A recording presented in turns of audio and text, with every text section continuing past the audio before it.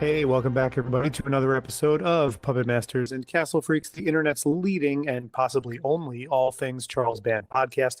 I'm one of your hosts, Jared Hornbeck, and I'm really happy to be coming to you again from that castle in Romania. I mean, I just keep finding myself here. No, I'm kidding. I'm coming from a snowy apartment in Brooklyn, New York. And who's here with me today?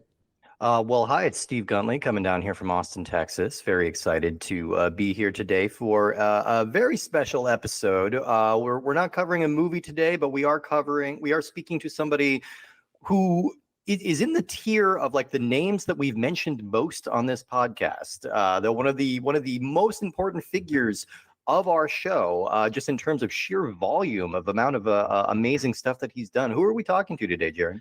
We're talking about a director, a writer, editor, somebody whose name I've used so many times on the show that unfortunately for him, I feel like we're already friends.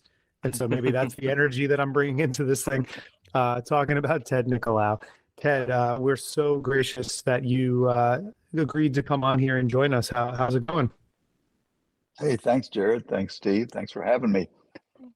So things excited. are good here. It's kind of cool and rainy in Los Angeles. Sorry about the snow you're getting in Brooklyn.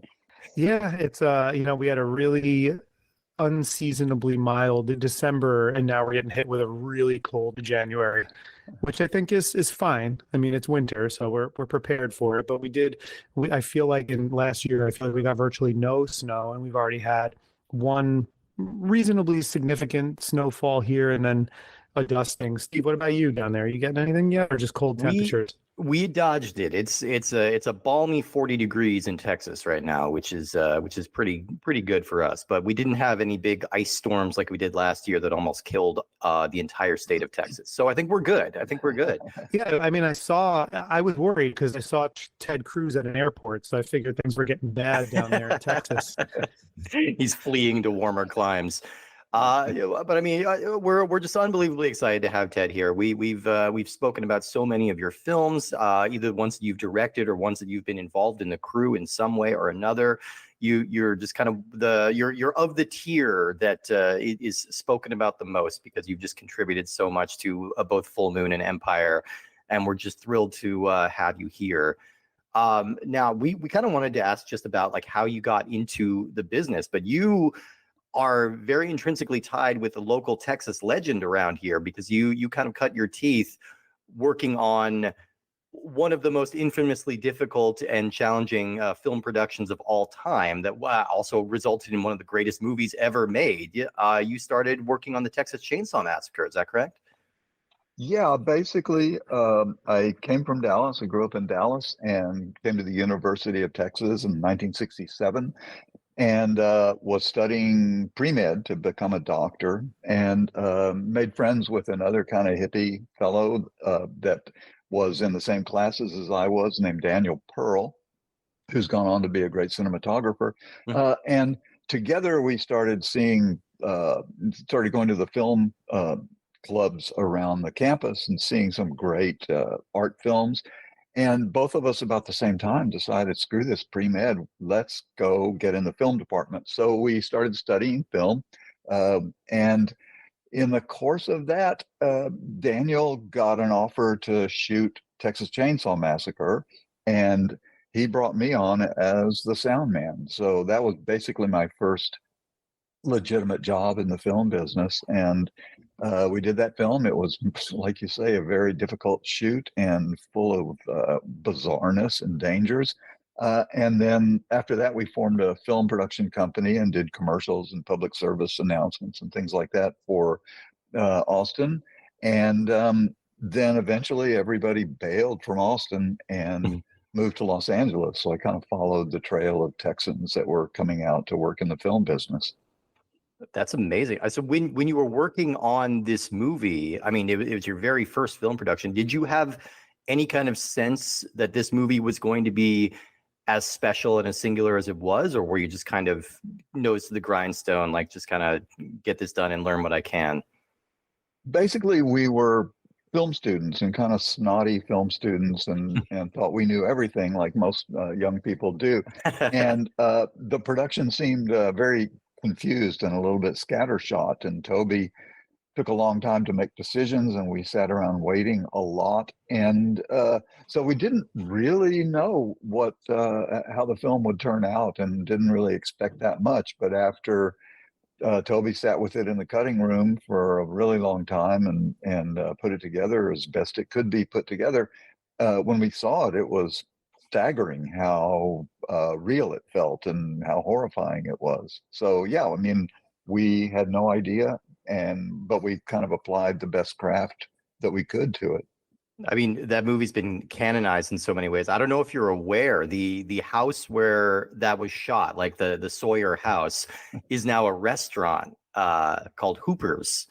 Yeah, have you outside of eaten Round there? Rock. Yeah. My girlfriend took me there this year for my birthday, so like I got to go out and see the actual house, and it was so cool. It was such a I think they actually moved it because I believe it was in Round Rock at the time, right? And then that's become very like suburbanized and very kind of gentrified. It's not really the same Round Rock that was back in the 70s, but I believe they moved the house and kept it totally intact.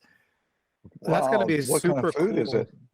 Is it like Southern cooking, or yeah, it's just kind of like stuff like that? Yeah, steaks, like kind of pub food, but like A lot of human body parts, yeah, more so than other restaurants. I had a big chunk of ear in my steak, which was weird. Yeah, but they've got like memorabilia on the walls. They've got all kinds of signatures from Gunnar Hansen and actual rubber prosthesis from Grandpa and things like that. So that was very cool. Yeah. That was very cool. Yeah. I'd check it out if you get a chance, if you're around Yeah, the well, area. for sure. So how did you end up crossing paths with Charles Band for the first time?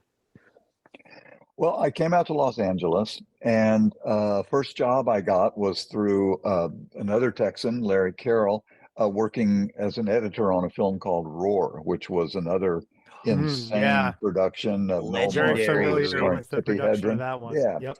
And I worked on that with Larry Carroll in the editorial department for 6 months or so, and then the floods came and wiped out the cutting rooms, and Larry Carroll took off to produce another film, and I stayed on with Roar for a while as we kind of cleaned up everything from the mud of the floods. And then Larry Carroll and another film school friend of mine, David Schmoller, were producing a movie and directing a movie for Charles Band called Tourist Trap. And they hired me away from Roar to work on, to work on Tourist Trap. And so that started kind of my relationship with Charles Band. At the time, I didn't know Charlie very well, and basically he'd stop by the cutting room every once in a while, and you could see how much he loved movie making.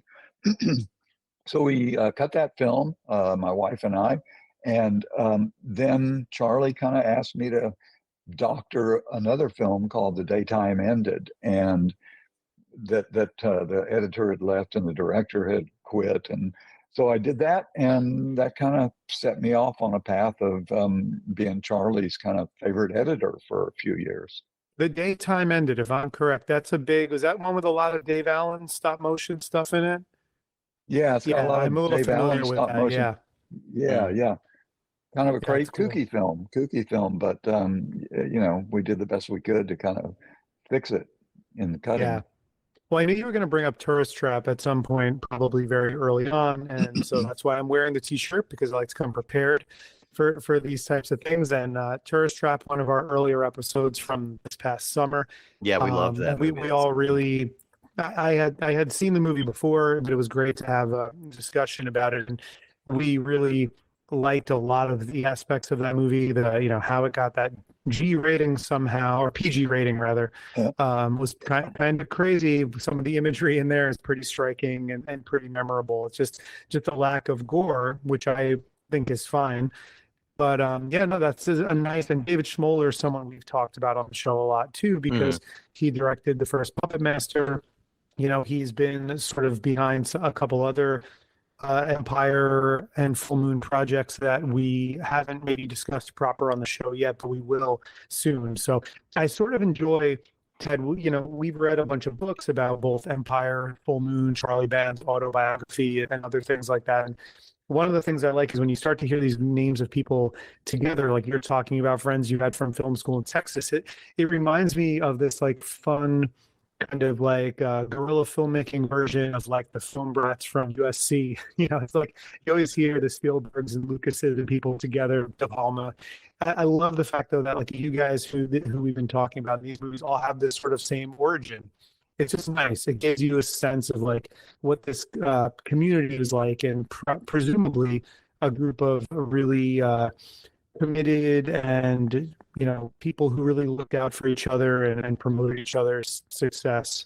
And that's just nice to hear when we hear one person talk about someone else. Yeah. Yeah, we were very close for a long time. That between Daniel Pearl, David Schmoller, Larry Carroll, and a guy named Courtney Gooden, who was kind of our in film school, our technical genius and sound man. Yeah, it was interesting to have kind of a tight group of friends who could kind of share work around, and that, I guess, it sort of, everybody became more competitive as time went on and the stakes grew, and so people kind of grew apart a little bit, but we all still know each other. And Daniel Pearl, who was my best friend in college, is still a really close friend. So we managed to kind of get through the whole, like, somebody gets successful, everybody gets jealous, competition, blah, blah, blah. We kind of, surpassed that by now. Nice. Well, that's good to hear. That's good to hear. Now, we recently covered the movie The Dungeon Master, which, if we're not mistaken, sometimes like records with movies like this tend to be a little lost or a little spotty. But is this your film director debut? Shorts in film school. I directed a lot of shorts, but Dungeon Master, I started out as the editor of the film, and it was basically Charlie's way of testing new directors to see who he might hire for the expanding Empire production slate that he was planning for the future. So it included John Buechler, who was kind of Charlie's favorite makeup effects guy, David Allen, who's Charlie's stop motion animation genius, and Peter Manoogian, who became like one of the producers and directors of a lot of movies for Charlie. And Rosemary Turco, who kind of fell off after that film. Anyway, I edited, it was basically a lot of shorts, but wrapped around a story that Charlie had directed. And by the time I was editing, I was kind of watching these sequences thinking, Jesus, I could direct as well as any of these people. So why didn't he ask me to do something? So basically, in the end, the film came out short. And I said, Charlie, why don't you get me to direct one more episode? And he said, oh, yeah, sure, why not? And so I got 2 days of shooting, some cool locations, and went out and shot it. And he liked it, and we put it in the film. And that was kind of the beginning of my directing career for Charlie. That's amazing to hear, because like Steve mentioned, we just covered The Dungeon Master recently. When this episode drops, it will have been about a month or so that episode dropped. And it's just fun to have a different perspective, because we spoke to Jeffrey Byron for that episode. And so we got sort of what it was like, an actor's perspective on why maybe Charlie chose who he chose for these segments. And he told us a story about kind of coaxing him, Charlie, to let his brother direct one of the segments. And so it's fun to hear from a crew member and one of the directors, it's maybe a slightly different take on it. But we both kind of said that The Dungeon Master was a movie that missed us as kids. Like I only really found out about it in reading, in hindsight, about Empire. And we both kind of landed on the fact that it was this computer-driven anthology movie. And if we had discovered it as kids, it probably would have been among our favorites. We were. I bet. Yeah. It's got that real kind of playful sense of imagination to it. There is a very real sense of like, this is the adult equivalent of like kids playing with action figures in the playground. You're putting them in all these wild different situations, and everybody's just having a great time. And it was a really infectious kind of movie. Yeah, it was very like a fantastical but not too scary, and very playful and fun. And the each of the vignettes was really kind of interesting in its own right. Yeah, it Yeah. was kind of it was an odd little movie. Now, and maybe you didn't see it because it didn't get that much exposure or distribution. But yeah, that was the beginning. Yeah. Well, that's fantastic. I mean, we also recently I mean, we've covered so many of your movies so far, and we still have so many to go, which is amazing. I mean, you're so prolific with Full Moon and Empire, but we recently discussed what by all means should be more of a cult classic than it is, the film TerrorVision. Which we had a hoot with that movie. That's one we've both seen a few times, and it was just a delight. And so is this your first like feature length Empire film, or there was a movie in between, correct? You worked with was it Savage Island? Oh, Savage Island, I think maybe came after TerrorVision. Oh, it came after. Maybe Okay. not.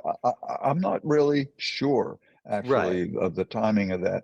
But Savage Island was a whole other thing, basically, of combining two really cheesy movies into one movie and writing dialogue to try to make a story, and then shooting the wraparound. So it wasn't really I don't really claim it as one of my darling babies, whereas TerrorVision was at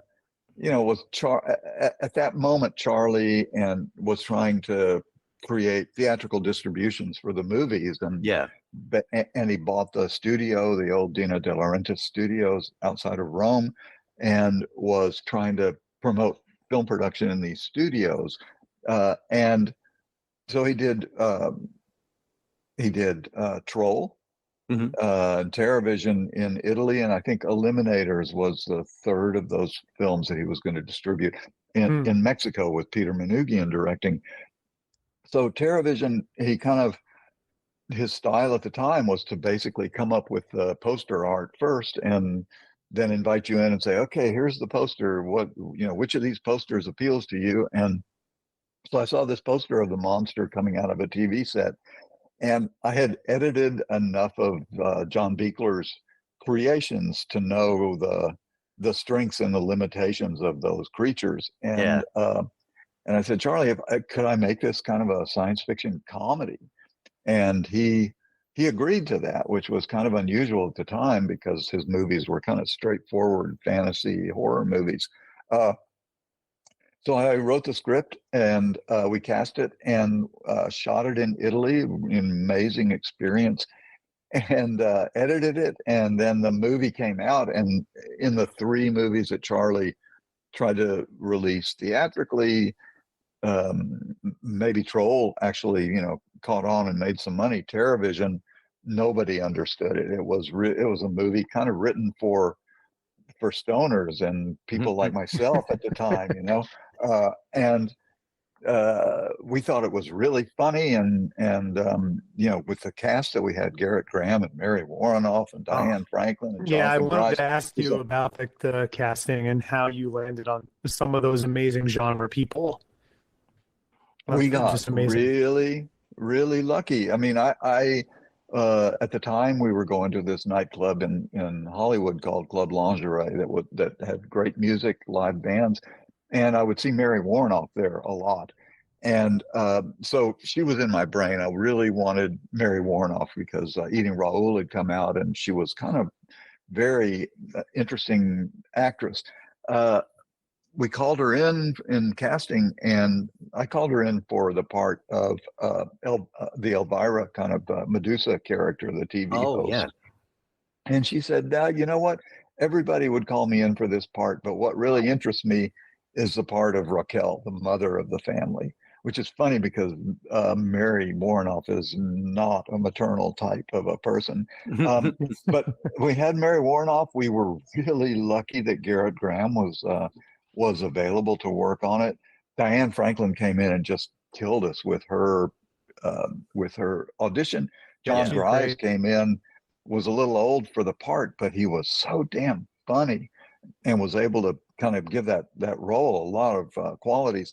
So we got super, super lucky on the casting. Finished the film, thought, oh boy, this is really funny.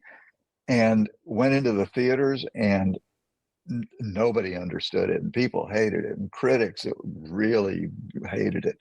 So it was like a year for me of just misery and sadness, that my Oh, film was so That's just unfortunate. yeah, so ridiculed by people.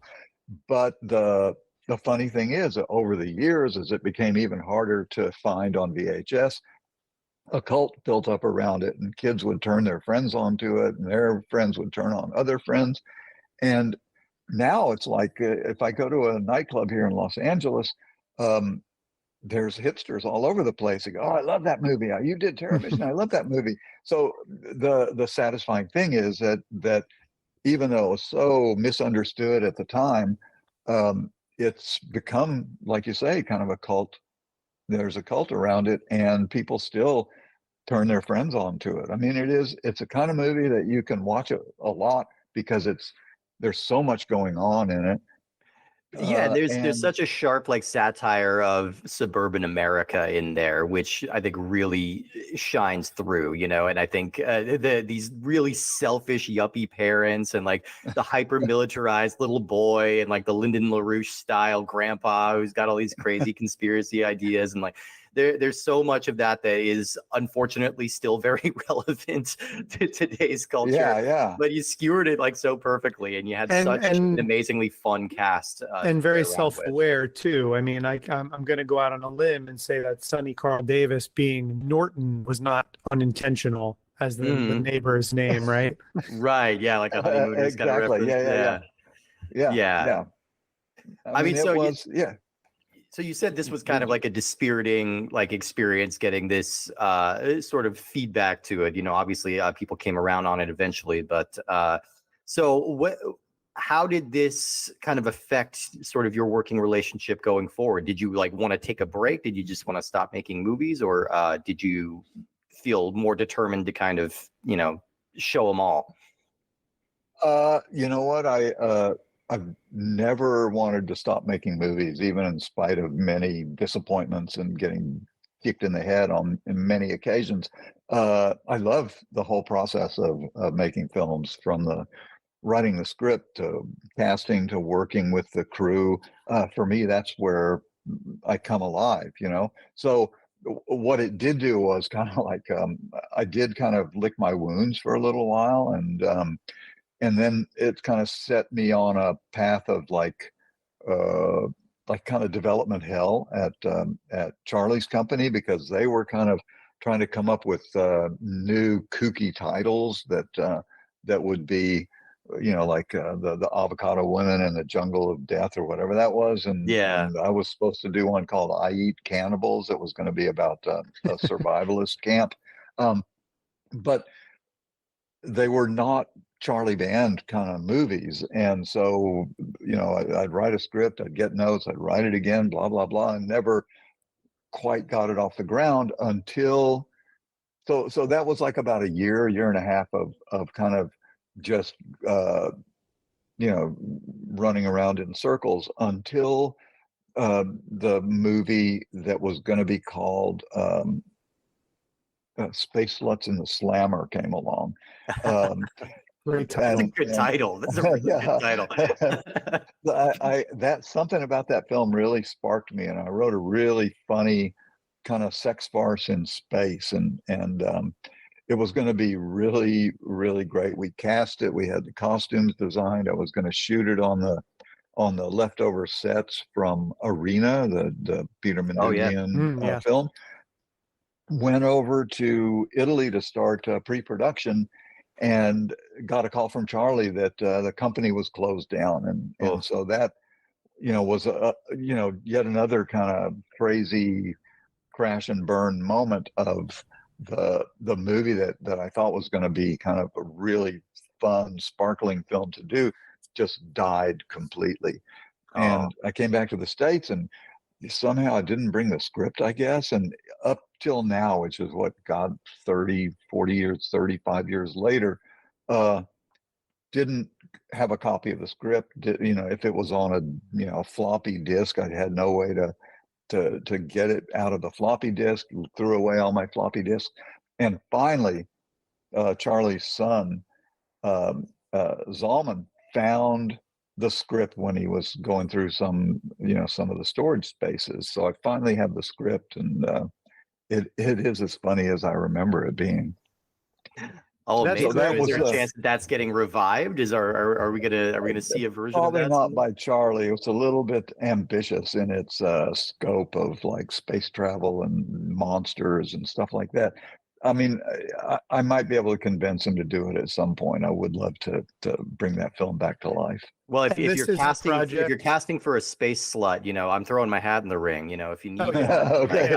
I'm ready. I'm ready to go to the slammer if I need to. you can't find two more ready, willing participants than right here. Ted, was that a project entirely separate of or separate to Assault of the Killer Bimbos? Because I know that's a pretty revered Empire title, and I think, if I'm not mistaken, you were somewhat involved in that one, maybe after the fact. Yeah, basically, Anita Rosenberg and her partner wrote the script, and they gave her the opportunity to direct it, and they started shooting, or no, they didn't start shooting. So she was going to direct it. Somehow, Charlie and his wife at the time, Debbie Dion, who was kind of like the story editor of the company, they were not happy with the script and didn't think it was funny enough. So they asked me to do a rewrite on it. So basically, I just kind of holed up in my house for like 2 weeks before they started shooting and kind of rewrote the script and hopefully made it funnier and more smartly funny. And so that was basically my involvement on that film. Oh, okay. Well, so Empire's shutting down. Full Moon is sort of ascendant, kind of taking its place. And that kind of leads us to the series that you're probably best known for, Subspecies. Now, a couple months ago, we had two of your cast members from the later movies, Denise Duff and Kevin Spiritus. They came on and talked cool. to us. They were delightful, and they had so much love for you, and they were like just really ebullient in talking about you. But neither of them were there for the production of that first movie. And everything I've read about that first movie is that it's one of the most challenging productions in all of the Full Moon canon. And I would just love to hear your perspective on working in that. What was it like being in this really tumultuous part of the world, as like that? You guys were the first American film ever shot in Romania, correct? Crazy. Yeah. Basically, after the revolution, which was in like December of 1989, a guy came to Charlie, he was an expatriate Romanian, and said, "Hey, I could, if you pay for the American costs, I can put a deal together that the Romanian government will pay for the local costs of the film." So that's a kind of deal that Charlie can't pass up. So he sent me to Romania first before we started shooting, just to scout locations and report back whether it was even something that would be possible. So I went over there not really knowing what to expect. And it was the craziest sort of society, and kind of like really, still reeling from the revolution and from what it would mean to become a democracy. But I met Vlad Paunescu, who was going to be the cinematographer, who ended up kind of owning the studio, Castel Films. His girlfriend at the time, who's now his wife, Juana Tofan, now Paunescu, who was the costume designer. And Vlad didn't speak any English, and she spoke a little broken English, so we could kind of communicate. And we spent a week kind of traveling around the country, going to see castles and fortified monasteries and ruins and everything that we would be able to shoot there. And when we came back to Bucharest, we all went and had dinner, and dinner at that time was like undercooked chicken or sausages and greasy French fries, and not much was available anywhere. Even in the hotel, you could be in the finest hotel and the waiters would ignore you for hours. We kind of sat down with a Romanian producer whose company was going to be kind of the shell company for the film, and had sausage dinner. And he looked at me and said, "Okay, you're going back to America tomorrow. I think you'll never return to Romania." And I was like, "Oh yeah, maybe. We'll see. We'll see." Came back to the States, and just remembered the amazing locations that we'd be able to shoot, and told Charlie, yeah, let's do it. So when we went to shoot the film, it was September to start pre-production, and everything moved at a snail's pace. If the AD said, if you can get one thing done in a day here in Romania, consider yourself lucky.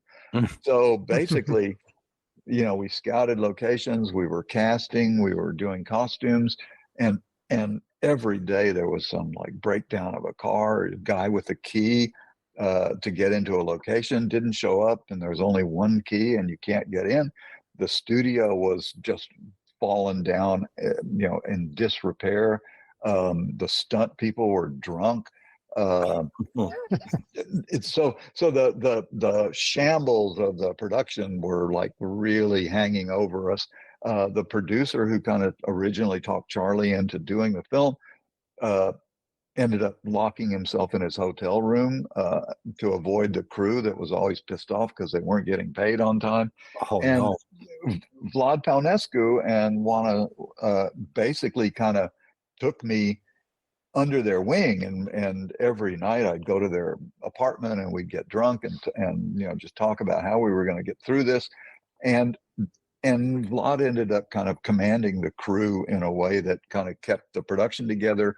He and I were able to communicate enough to kind of get the shots. The actors were a whole other problem because it was freezing cold. The hotel had almost no food.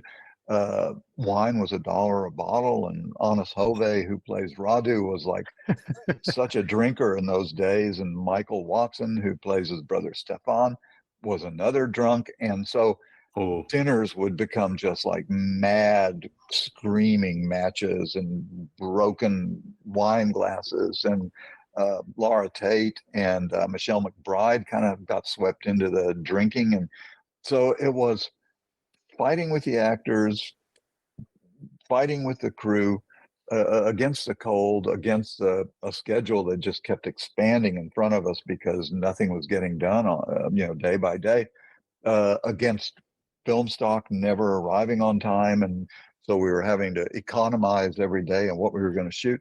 Somehow we managed to get to the end of the production just as like the celebration of the previous year's revolution was going on, and people were taking to the streets, and soldiers were firing rubber bullets. And Honest got kicked out of hotel after hotel because of drunken madness. It was, I was reduced to tears sometimes, just, trying to keep it all together. Ended up writing a journal every night just to convert the day's insanity into some kind of humor for myself to kind of get through it, which ended up being a really great kind of document of the production and that period of time in Romania.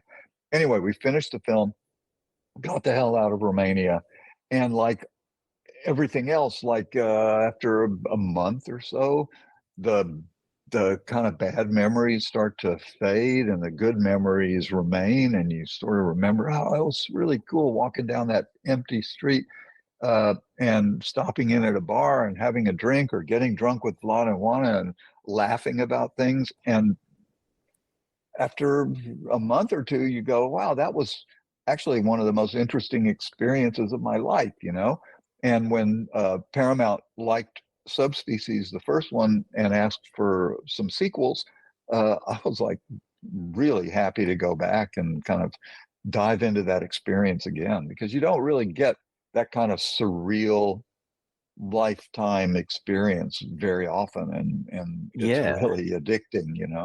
I mean, That's an amazing story.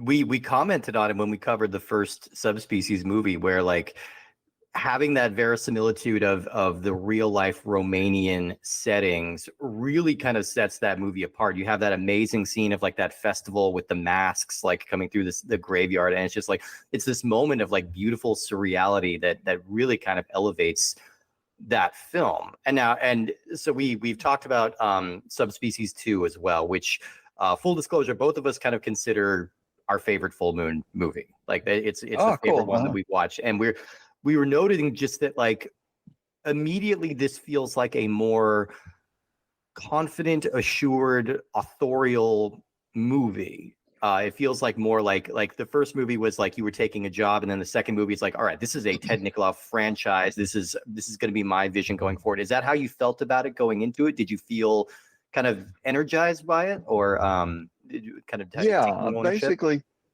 when the first film, when I scouted locations, met people, saw the equipment we were going to be working with, I kind of resigned myself to this movie is going to be like a little chamber film. You know, it's going to be very European. It's going to be very kind of gothically kind of doomed. And when it came to Subspecies 2, I had the confidence of, okay, we did a pretty good job given the difficulties we encountered. Vlad Paunescu was more confident, and our friendship was a lot more strong. Juana's costumes were amazing. Anis Hove, who was such a handful, like a handful of dynamite in Subspecies 1, I sort of had a conversation with him, and I said, okay, look, let's do this. Getting drunk on the set was really detrimental to Subspecies 1. I had to pull the plug on numerous days of shooting because it was too dangerous, because people were too drunk. So let's make this deal for Subspecies 2. No drinking on the set, and I will come to your dressing room when they're taking off the makeup at night, and we'll share a bottle of wine together, you know. And he agreed to that. And you know, Anis is a handful, but he's got the biggest heart of almost anybody that I know, and I love him dearly. And over the years, that love has grown. And basically, when we proved that we could work together in a way that wasn't detrimental to the film, and still there are blowups, and he screams, he's a screamer, and you just sort of have to accept that he's a handful. But I think that, and the fact that I wrote the script for Subspecies 2 and 3. I didn't really write the script for Subspecies 1, and I did some rewriting on it, but I sort of had it in my head what it was going to be, and I knew the locations. So there was a lot of pre-production work that was already done from the first one, and then replacing Laura Tate with Denise Duff, and Denise is like a super trooper, you know, and like a great actress to have when you're traveling, because she is so comfortable everywhere she is. And Michelle McBride, who was like a real, oh no, Michelle was the first one, so it was Denise. Oh, and Melanie Shatner, who kind of came into it a little suspicious, but ended up kind of joining the band, and Kevin Spiritus, who was also a really great trooper, and because he and Denise Duff are such close friends, or became such close friends on the show, the cast wasn't as much of a problem as it was on the first film. And so the whole experience was a lot more conducive to just creative concentration. I mean, I was really glad that, sorry, Steve, I was really glad that you asked that question, actually, because that was a question that I had here worded slightly differently, which was that when you look at a lot of the Full Moon franchises, a lot of them, you know, some of them have entries that are directed by Charlie. You've got a couple of David Kotos, you've got a David Allen, you know, in Puppet Master, and a David Schmoller. And it kind of, I think, for a lot of this stuff, you take, like Steve mentioned before, sort of a workman-like approach to it. But I think when you watch the Subspecies sequels, like I was really wondering, and you started to kind of answer the question on your own about like what it was about this property that made you want to take more creative control and kind of decide, oh no, this is going to be like my thing, where I'm going to do all of these. I'm going to be the person making presumably most of the creative choices, you know, writing, directing, all of these things. It's a really great consistence of like tone and standard, where I think, you know, if you look at some of the other franchises, you have higher level entries and lower level entries, but you have more of sort of a baseline with subspecies, I think, especially once you get into 2 and 3, which really kind of go together. And so I was thinking, like, since the first one was so tumultuous, you mentioned the bad memories fade and all of the good ones remain. And you think like, oh, I can do that. And I know times were getting less turbulent in Romania also. But like, what was it about this property that made you want to be like in it for, oh, okay, I'll do subspecies too? But no, it almost feels like you knew you were going to keep this going. What was it about You that? know, I was never a Dracula fan as a kid. I was into Frankenstein and science fiction films and atomic monster kind of movies. And vampires always seemed, especially Dracula, just kind of bland and boring to me.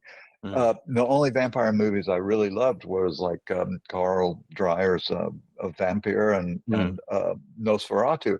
But they were so old-fashioned.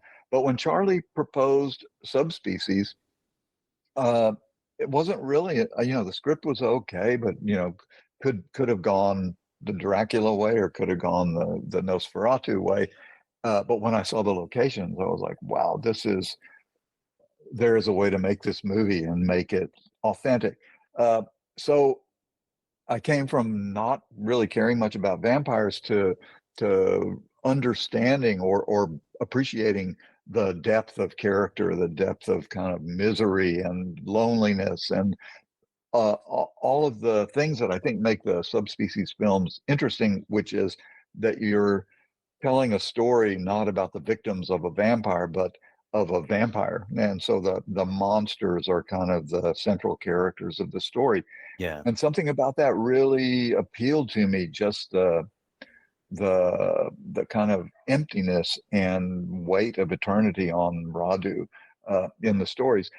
And so I don't know if it's ego or possessiveness or friendship with Anas and Denise that kind of drove me to want to keep making the Subspecies films. 2 and 3 were shot together, so that was like inevitable. Number 4, which is sort of the bastard baby of the whole bunch, because 2 and 3 were done with when Charlie had the deal with Paramount, and so money was not really a problem. Subspecies 4, we wanted to do it so badly that we kind of accepted, okay, there's not very much money here. We can't go traveling to distant locations. We've got to keep it all around Bucharest. And so, finding kind of Gothic locations around Bucharest is more challenging. So basically, Subspecies 4 could have kind of ended the franchise because it was just like not as well received, didn't look as good. Vlad, by that time, was busy running the studio. So Adolfo Bartoli, a great cinematographer, but somehow didn't quite have the Subspecies kind of grit to it. The story was a little scattered. I like it. And when I watch it now, there's a lot of sequences that I think really are work. But okay, it didn't quite work like 2 and 3, which just kind of were full on kind of Gothic stories. So Subspecies 4 was like, okay, maybe that's the end. And then Charlie asked me to write another one.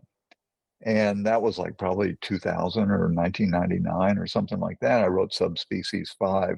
And by that time, Radu had been killed so many times and Denise had gotten away and then he'd been resurrected. And I was like, I don't know, man. I don't really see the story of Michelle anymore in the way that we've been kind of telling it from, every film is just a direct continuation of the one before. So I wrote a prequel and then that sat on the shelf for 20 years because at that point it was so ambitious that there was no way that Full Moon could really afford to do it until recently when we were able to do number 5. And ultimately it was like Denise and Anas and Kevin and I had been talking about this movie for decades, how much we wanted to do it and loved the idea of doing it. So we consider ourselves really fortunate that we were able to, find a new location because Romania was too expensive now. in Serbia, Mhm. and got to go have another adventure, making another subspecies. And that movie was so fun. We had such a great time watching that one. We haven't done an Cool. episode Yeah, on it yet, but we got to get, and that's one of the rare full moon movies that did get a bit of a theatrical release. Like it was showing at like Yeah. Alamo Draft Houses around the world, which is really cool and kind of a testament to how popular that series is. I was a little curious too, like in talking about the difference between subspecies 1 and 2. From my understanding, and correct me if I'm wrong, my understanding is that the first Subspecies was a classic Charlie Band production in that they had a poster first and then kind of built a movie around it later. So the biggest change that you see between Subspecies 1 and 2 is actually the subspecies themselves, the titular little characters. Was it your decision to kind of fade them out a little bit and focus more on the Gothic romance storyline? Yeah, actually, I really do not like puppets and don't like working with them. I mean, okay, there are They're some moments drinking where on you gotta set have all a day. puppet. Yeah, no, Yeah, they're always right. causing Yeah, yeah. problems. Yeah. I mean, the subspecies one, if you look at it, it was we were going to shoot kind of forced perspective, stuntmen in subspecies costumes. Mhm. And the sets were built at God knows what kind of expense, giant throne, big jail cell, bars. And Those we look shot incredible. some We've seen that tests. behind the scenes stuff. It looks incredible. Yeah, either way. Yeah. We shot those tests and they were so goofy. And in a matter of seconds, the flesh colored subspecies suits would turn to just black from the dust and grime on the floor of the studio. Charlie No. saw them and says, "This is ridiculous." So we got Dave Allen to kind of do the subspecies, but the subspecies didn't cast shadows. Didn't really fit with the sets very well. And I was like, this is bullshit. If we're going to do another movie, but we don't really have the money to create the creatures in a way that is realistic, and at the cost of those creatures, you can't really put them into the entire movie. They're basically little vignettes of creatures. I don't even like the creatures that much. So yeah, Subspecies 2 starts with the subspecies kind of resurrecting Radu, and then they do kind of fade out over time, and with when David Allen died, and there was who's left to do any of the stop motion animation at Charlie Band's kind of budgets. So yeah, we were going to have a subspecies in number 5, but the puppet that was built didn't articulate well enough, and we shot some tests of the kind of formation of the subspecies, and that was a big disaster. It took us quarter of a day of shooting just to kind of set that up, and I was like, okay, this is, if they're not going to add to the seriousness of the movie, for me, the vampire kind of melodrama that's going on is so much more interesting and compelling, even for an audience. I mean, Yeah. I know that there are a lot of people that love the little subspecies, and I apologize that I hate them so much. Here's I the did thing. not miss them in part 5. Full moon. Okay, good. Full moon has no shortage of like scary little guys, so I think we're okay. I think we're all right. Yeah, I mean, I did. I at the very least, I love that you gave them like a really lovely kind of send off in a way at the beginning of Subspecies 2 with one of the most impressive visual effects sequences in the entire Full Moon catalog that we've seen so far. That amazing. It looked kind of like Rob Bottin, John Carpenter's The Things inspired, with the tendrils like putting Radu's head back together. Like, so they got one little moment there to have a great little send off. But yeah, I think the later movies definitely stand on their own without them. But I was just curious if that was ever your decision or if that just kind of organically happened. But yeah, it was my decision and organically happened, and Charlie still harasses me about it, because even from the very first subspecies, he harasses me because the poster had little subspecies carrying the girl, and I was like, Charlie, I like the script. Could we do it without the subspecies? And he just looked at me like, are you crazy? This is what I've sold, So yeah. But it still So kind of that's the works. You could story. still think of the vampires as like a subspecies in a way. Like Yeah, the title that's can the way still I think of it. apply to them. Yeah, Yeah. yeah, which is great. Yeah, and you did such So a we'll great see. job with the second movie that, like, after the subspecies themselves are done helping Radu reassemble himself, I don't think there's a moment when you're watching Subspecies 2 or subsequently Subspecies 3 where anyone ever goes, "Hey, where are those little guys again?" Like, I feel like you're brought into. That's Yeah. good. There's so Yeah, much I'm happy about that. amazing. Yeah, there's so many amazing things to latch onto in Subspecies 2. Even when it seems as simple as, I say simple, meaning like narratively, not necessarily simple to pull off as a filmmaker, but Mhm. stuff like Michelle, Denise Duff, just walking down the cobblestone streets, and then finding the heavy metal bar to hang out in, and then Radu with the cool, the all the shadow work at the train station, and then having the shadow sort of beat him around the corner and shrink down. Like, I felt like all of those effects kind of supplanted the need for having these little creatures in there. And there's so much cool stuff like that in the second and third movie that I just feel like I can't imagine a person. I understand Charlie's argument about that's what he sold on the poster, but really, like, I don't think there's a single person watching saying, like, there's not enough subspecies in this subspecies movie for me. I think the Yeah. title takes on something completely different. Yeah, that's good. Well, I think Anas Hove commands the screen Oh, so sure. well, and he's created such an incredible character. Yeah. And the kind of dynamic between Radu and Michelle, Denise Duff's creation, that's subspecies for me, and Yeah. hopefully we can, I wanted to make a serious movie, not a little creature movie that has nothing to do with vampires. So Absolutely. that I stand behind that. I think it's the right choice. I think it's the right choice. And I mean, Ted, I just want to ask you real quick. So when we talked to Denise and Kevin, I was saying how impressed I was with with Michelle's opening scenes in Subspecies 2, and how she's taking over from an established character, and she has so much to do with no dialogue in the first few minutes. And we don't have to spend a ton of time on this, but I was just curious, like, was there a lot of direction involved there, or did you find that she kind of naturally knew what to do? Because she, we were introduced to her in the laying in the cast in the coffin, and then she has to convey that she knows who she is, where she is, and what's going on without any written exposition, except a very brief voiceover before the scene actually even happens. So just was there a lot of direction in getting her to play it a certain way, or did you find that she made naturally the right choices and it was easy? With Denise, there's always discussion, and we talked a lot about how she would move and how she would move as she's becoming a vampire, and kind of the tension in her fingers, and the kind of floatiness of her walk, and her kind of need and terror at what's happening to her.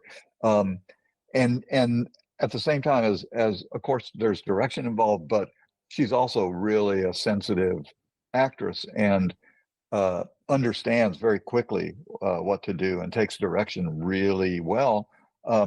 So yeah, I mean, with every actor that on those films, it's like some direction and some freedom to do kind of what works for them, and then it all kind of becomes magic when they start acting. Yeah, Absolutely. I would agree with you. No, We had an amazing conversation with the two of them. It was so much fun to get all this behind the scenes and anecdotes and stuff like that. Steve, and just cool to see that they've had this like 30-year like super close friendship. Like I think we reached out to Denise first, and she's like, "Can I bring Kevin on with me?" And we were like, "Yes, of course, why not?" They want any excuse to kind of like get together, and they're so goofy and fun and light together. So that's a cool kind of offset of your film, is that you sort of facilitated that amazing friendship. And they were a hoot to talk to. I was just curious as kind of where I don't want to take up too much of your time, because I could absolutely bother you all day. I know. I was like, I could talk about Subspecies for another hour, but we won't do that. I was curious if you had like a personal favorite film that you've worked on. if you have like kind of one that you think you want to draw people's attention to that maybe they're not as aware of. You know, that's hard because every Yeah. movie, you know, you love certain things about it. You realize your weaknesses in other ways. You understand the compromises you had to make, and you sort of hate yourself for making the compromises. So every movie is kind of, some of them are not my favorites, but a lot of them are my favorites. And for me, TerrorVision, because it's just, it looks like no other movie that I've ever seen, you know, and it's funny and smart and stupid at the same time. So for me, TerrorVision is like And that's one a of my tough favorites. tightrope to walk sometimes. That's a tough when one, making yeah. a movie. I mean, For sure, it's pretty man. great when you can pull both of those off. It's perfectly encapsulated with the design of that monster that you come up with in that movie. It's so it's so goofy looking and so funny, and it's just, I love that monster. It was a magical combination of a funny script, incredible luck with the casting, an amazing monster creation, production designer, Italian production designer, who kind of took my ideas and took the script and then imagined this insane house for the Puttermans. And then the cinematographer giving it just kind of this garish candy colored look. Everything about that movie was plussed by every person that worked on it. And so that to me is a magical thing, and something that makes it one of my favorites. Subspecies, of course, because it was a life-changing experience to work in Romania at the time that we were able to work there. It was exasperating and inspiring at the same time. I formed some of the greatest, longest friendships of my life on those films. So those films I love. And the one that never really gets mentioned, or very seldom gets mentioned, is one of the kids' fantasy films that I did called Dragon World. Oh yeah. We haven't covered that yet, but I'm excited to watch it. It's a lovely movie that, because Paramount was behind the film, and this was like the family film kind of wing of Charlie's company.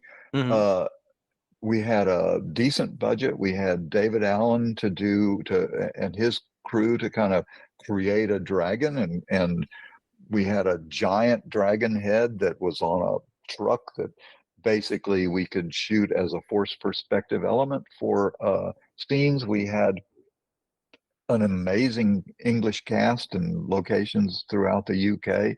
To me, that film was like one of those films where you feel blessed that you're able to make it, where everybody's intentions are all good toward the film, where the locations just inspire you to think of beautiful shots. Everything about that film was another kind of magical experience. And even though we shot in the UK and the weather was horrible and it screwed us up and put us over schedule, until to the point where Charlie kind of pulled the plug on the UK and made us go finish the film in Romania. Even that was sad, because we were having such a great time in the UK. But bringing kind of the crew and the cast over to Romania and finishing the film, I can see it when I look at the movie. But to me, the story is so lovely, you know, that for me, that's like one of my favorite films too, because it has such heart. That was one of them that really kind of crossed over too. I know that was a very popular like VHS kind of staple when that one came out. So that's really cool to hear that was a good experience too. It was, and I think even Paramount considered a theatrical release for it for a little while, but you know, it was a little bit too behind the times in its effects, you know, but it had some of the earliest kind of CG dragon animation. You know, it was like everybody was doing their best for that film, and that's like, nice. To me, that's sort of my job, is to kind of bring that out of people. But you can only bring it out of them if they're also kind of inspired to add their talents to the film. Absolutely. Totally. We recently covered, Ted, a few weeks ago, maybe a month or two ago, once this drops, we had an episode proper on bad channels, Yeah. which Oh, yeah. with Becky Dark, and that episode was a ton of fun. Again, another movie we got it. We were along for the ride. That was one I was pretty familiar with the film on Reputation, from what it was about. I mean, I know I've read that you were reluctant to get involved in making that movie because you found it narratively to be a little similar to TerrorVision, maybe initially. But tell us a little bit about Bad Channels, because that's also, you said that you used the word kooky before, which I appreciate, and I think we could all agree that there's some kookiness in Bad Channels. And so what was it like starting that one out? Yeah, basically, I resisted Charlie's request for me to do Bad Channels for a really long time, for a year or two even, uh, because it was like, okay, a monster out of a TV set, monster out of a radio. I can't do it. What kind of, I guess I got like hungry to do a movie eventually, and realized that, okay, not only would this be kind of a fun film to do, but it would involve some bands, and we could shoot some kind of little music videos for the bands. Um, so somehow I eventually said yes to it. And then we got Martha Quinn Mhm. and Paul Hipp to play the DJ, and the cast kind of came together in a good way, and the location was way the hell out in Ventura, like up on a mountaintop. And so that was sort of fun to go out there and shoot every night. And uh, it was, I had shot some episodes of a TV series called Lucky Luke, an Italian TV series in Santa Fe, New Mexico, for the couple of summers before that, and was able to bring the art director from that film onto this film, and who the AD who came over and started working with us too. So it was fun to bring a crew from New Mexico into Charlie's universe and to make that film. And Adolfo Bartoli, who was the director of photography, was a trip to work with. So yeah, that film, I hope it gets like an upgrade to HD, because it still kind of has that VHS look on the Full Moon website. Yeah. But there's some fun stuff in that film. Yeah. Yeah, we had a great time with that one. We had a really fun time Oh, with that good. movie. I'm glad, And man. that Yeah. was our guest who came on, that's kind of a favorite of hers, so she was really excited to talk about it. And we've had a lot of people writing in saying like, when are you going to cover Bad Channels? This was my favorite one growing up, and like, so Oh, that's so yeah. cool, man. Yeah, so I it's had got no its fans. idea that it was that well liked, Yeah, absolutely. Yeah, it absolutely is. Well, so this has been a real treat for us to be able to talk to you and get these incredible stories. We just want to thank you so much for taking the time and sitting with us and talking about this. Do you have anything you'd like to point people towards? Anything you're working on right now that you'd like a little attention towards? Right now, basically, I'm working with Charlie on a movie called Barbenheimer. That Oh, you're doing Barbenheimer. Amazing. Yeah, we're hoping we're going to be able to do it. It's like it'll be kind of like a return to the TerrorVision world for me. Amazing. And so I'm doing that. I'm writing another horror script for Anna Sove and for Stasha Nikolic, who was like Oh in yeah, she's number terrific five, in phenomenal Subspecies young 5. Yeah. Serbian actress. Yeah. Mhm. I would encourage your fans to watch Subspecies 5, and then to write Charlie Band and ask for more subspecies, because Please. we would love to make them, but they're not cheap in Yeah. the Full Moon world. But there's so many more stories to be told, and Anas is such an incredible actor, and now we've discovered these new actors in Serbia that can kind of make the story even more interesting. So yeah, please write to Full Moon, request more subspecies. You've Yeah, we heard it talked here. a We little want to do bit. it. We talked a little bit with Denise and Kevin about the new actors who came, because we were talking about the chemistry between Denise and Kevin and how well they would just work off of one another. But then we were saying how like they had these new actors now with pretty important roles who had to acclimate themselves in. And yeah, Stasia Nikolic, I think her name is. She was really great, really commanding presence. And I forget, Yeah. my apologies, I forget the name of the young man who plays off of her brother in the film. Oh, But he delivers a yeah. good performance as well. Marco So Filipovich. Yeah, yeah, Oh, yes, yes. Yeah. Yeah. Well, Great listeners, thank time. you so much for tuning in as always. If you like what we do, jump onto Apple Podcasts or Spotify and leave a 5-star rating and maybe a brief review if you feel so inclined. You can find the show on Instagram at puppetmasters_Castle Freaks. You can follow me personally at _Giallo_Jerry or Steve at Minotaur Matador. You can also find the show on X and Threads, Blue Sky, YouTube, and any other social media platform if you feel so inclined. You can find Steve promoting another show on social media as well. Steve, what show is that? Yeah, my other show is called Cinemarcade. That's the show where we are watching movies and then playing the video games that are based on those movies and comparing and contrasting and finding all the different ways that they enhance or detract from one another. So we've been having a lot of fun doing that. You can check us out there. And thank you again to the great Ted Nicolaou. We're so, it's just been such a thrill to be able to talk to you. So thank you so much. Absolute pleasure. Yeah, thank you. It's been a pleasure for me too. Thanks for having me. All right, y'all. All We will right. see you next time.